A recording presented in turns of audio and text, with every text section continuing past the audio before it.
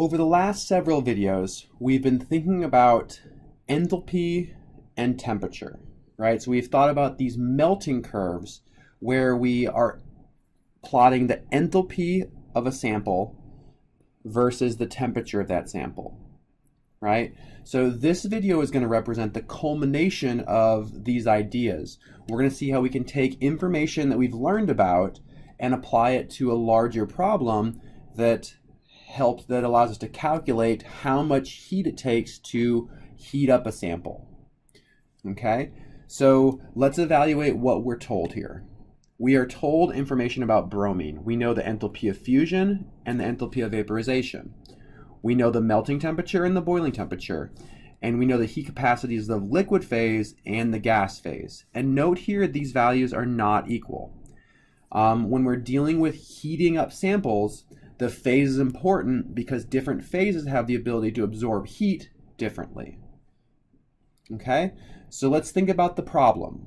The problem here is we want to figure out how much heat. So we need to figure out delta H is our big goal. So how much heat is required to take a 10-gram sample? So my mass is equal to 10 grams. And the sample here is bromine. And we want to go, we want to take it from a solid at the melting temperature and increase the temperature all the way up to 100 degrees Celsius. So a really great place to start would be to label our heating curve, or to label our melting curve with information about the melting and boiling temperatures. Okay, so from the information we're told, we know the melting temperature is negative 7.35 degrees Celsius, and the boiling temperature is 58.85. All right, and we're told that we're starting at the melting temperature. So that's somewhere along this point of our graph. And we're specifically told it's a solid. So we are starting as 100% solid. Okay, that's this side of the graph. Okay, and we're heating it all the way up to 100 degrees Celsius, which is well above the boiling temperature. So we're going to heat it up to all the way up here. And we're going to follow this, the path laid out by our line. So we are starting at this enthalpy value, and we're going to finish at this enthalpy value. And the difference here is going to be delta H. So if we're able to figure out the difference in enthalpy between the start and the finish, then we can figure out delta H. Okay? And we're not going to be able to do this as a single step calculation because each step in our graph, so each time we change slopes in our graph, that changes the calculation. So let's think about this stepwise. In the first step, we're starting as our solid here, and we're converting this solid to a liquid. So this is going from a solid to a liquid, and we're going to end here. So this difference here is our first delta H. In the second step, we are taking our liquid at negative 7.35 degrees Celsius, and we're heating it up to a liquid at 58.85. So here we're changing the temperature of a liquid. Okay, we start at this point, we end at this point, so this is going to be our second delta H. In the third step, we take the liquid and we convert that liquid into a gas. So this is a liquid becoming a gas, and we'll end here. So this is our third delta H. And finally, we're going to take the gas and heat it up. So here we have a delta T corresponding to our gas. And we'll finish here, so this will be our fourth enthalpy change. So the idea here is that we can take the enthalpy from the first step, plus the second step, plus the third step, plus the fourth step, and if we add all of these up, it'll give us the enthalpy that we are interested in. Okay, the overall enthalpy of this process is the sum of the individual pieces. That's what Hess's law allows us to do. Okay, so let's just start with piece number one here. Okay, so in the first step, we are taking our sample and we're melting it. And anytime we're melting something, we need to use the enthalpy of fusion. Okay, so our enthalpy of fusion is 10.571 kilojoules per mole. So if we take this value times the moles, then we'll be able to figure out how much heat specifically we require. So bromine has a molecular weight, or a molar mass, of 159.8 grams in 1 mole. So 10 grams corresponds to 0.063 moles. So I can take this value times 0.063 moles. Moles cancel. I'm left with kilojoules. So 0.063 times 10.571 gives me 0.6659 kilojoules. So delta H for the first step is 0.6659 kilojoules. Okay?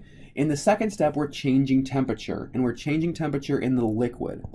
So for the second step, we're going to need to use Q, or delta H, equals mc delta T. Okay, but in this case, we'll actually adjust this equation just a little bit because the heat capacity that we're given is in joules per mole Kelvin. So instead of using mass here, let's go ahead and use moles. Okay, so to calculate delta H for the second step, we need to know delta T. Okay, so this is always final minus initial. So we are finishing at 58.85, right? We're finishing at this point right here. And we're starting at the melting temperature, which is negative 7.35. So minus negative 7.35. So delta T for this step is equal to 66.2 degrees Celsius or Kelvin. Remember, when we're talking delta T, the change in temperature in Celsius is the same as the change in temperature in Kelvin. So now the final step is to just calculate delta H for this reaction. So we have 0.063 moles times the specific heat, which is 75.69 joules per mole Kelvin, and delta T is 66.2 Kelvin. So delta H for this step is equal to 315.67 joules. Okay, one thing I'll point out here is that this enthalpy is kilojoules and the second one is joules. So let's go ahead and convert this into kilojoules. So to convert to kilojoules, I take it divided by 1,000. So this is 0.316 kilojoules. So that's delta H2. All right, let's scroll up here. Delta H3 is converting my liquid to a gas. So whenever we're converting a liquid to a gas, we use the enthalpy of vaporization, which is 29.96 kilojoules per mole.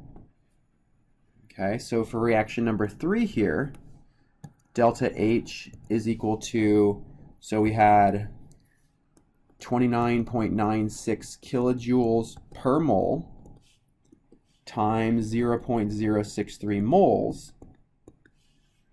This gives me 1.89 kilojoules. So that's for the third step. The fourth step is now heating up the gas. So we're heating up a gas, so we need a delta T. And we're in the gas phase, so we want to make sure we use the specific heat for the gas phase. Okay, so my delta T is equal to 100, that's my final temperature, minus the initial. So we have 100 here, and the initial is the boiling temperature, so 58.85. Okay, and calculating delta T, we get 41.15 Kelvin. And now the final step is calculating delta H. So we have 0.063 moles times the specific heat, which is 36 joules per mole Kelvin, times my delta T, which is 41.15 Kelvin. And when I cancel everything out, I find a delta H to be equal to 93.33 joules. And again, let's convert this to kilojoules. So we have 0.0933 kilojoules. Okay, so we now have calculated delta H for each of these individual 4 steps here. And as we talked about, if we add up these 4 individual steps, we'll get the overall enthalpy of our reaction. So let's go ahead and do that. So I have delta H1, which is 0.6659 kilojoules, plus the second one, which is 0.316 kilojoules, plus the third one, which is 1.89 kilojoules, and the fourth step was 0.0933 kilojoules. So the overall enthalpy for this reaction is 2.965 kilojoules. Okay? Hopefully you noticed every single one of these values is positive. And that's important because we're moving to the right on this graph, right? Whenever we're moving to the right, we said this is endothermic. So each of these steps is endothermic, and they add up to an overall endothermic delta H for this process.